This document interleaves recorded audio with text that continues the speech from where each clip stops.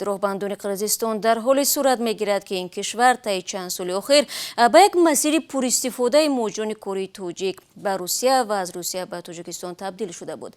Гурӯҳи муҳоҷирон аз Тоҷикистон тавассути шаҳрҳои Қирғизистон ба Русия сафар мекарданд ё баръакс тариқи ҳамин масир ба ватан бармегаштанд, махсусан дар давраи пандемия.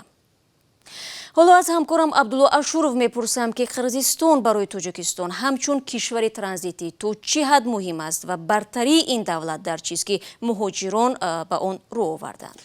салом шаҳло. муҳоҷирони кории ба хотири арзон будани билети ҳавопаймоҳо ба Русия ва баръакс аз масири Қирғизистон то роҳбандони дирӯза истифода мекарданд. беш аз ҳама муҳоҷирон тавассути фурудгоҳи шаҳри Уши Қирғизистон ва ҳамчунон Бишкек пойтахти ин кишвар ба Русия мерафтанд, бархеҳо аз он ҷо бармегаштанд.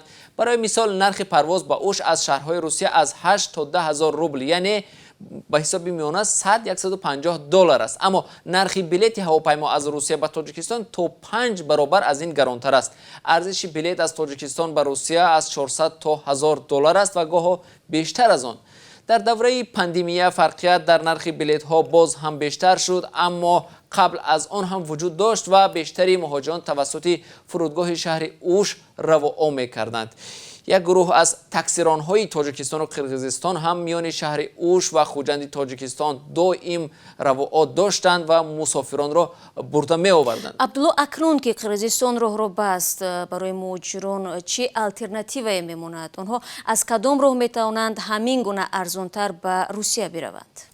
ба қавлат ҷои пурдаромад холӣ намемонад шаҳло. дар пасманзари он ки Қирғизистон бар зиёни ширкатҳои ҳавопаймоӣ ва таксиронҳои худ роҳро ба рӯи шаҳрвандони Тоҷикистон баст, Узбекистон омодагии худро барои мусофиркашонӣ аз Тоҷикистон иброз дошт. чанд рӯз қабл ширкати Узбекистон ҳаво юларӣ эълон кард ки шаҳрвандони Тоҷикистон метавонанд бо воситаи парвозҳои чартерии ин ширкат сафар кунанд. ҳамчунон мақомоти ду кишвар масъалаи дубора барқарор кардани равои автобусҳоро миёни Тоҷикистону Узбекистон ба созиш расиданд. вазорати нақлиёти Тоҷикистон дар ин бора иттилоъ дода, ҳарчанд аз санаи дақиқи ном набурдааст, вале гуфта мешавад ба зуддӣ равои автобусҳо бо риояи қоидаҳои сахти беҳдоштӣ аз сар гирифта мешавад.